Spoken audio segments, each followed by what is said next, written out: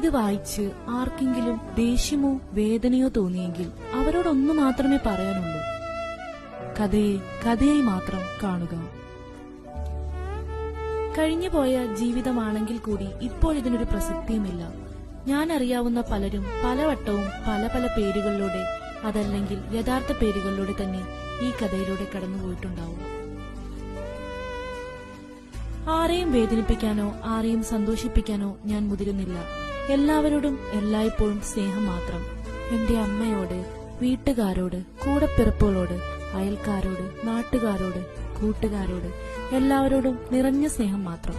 ഇന്നലെ നനഞ്ഞ മഴ എന്ന രചന ഒരു 15 വയസ്സുകാരുടെ മനസ്സോടെയാണ് ഞാൻ എഴുതി തീർത്തത്.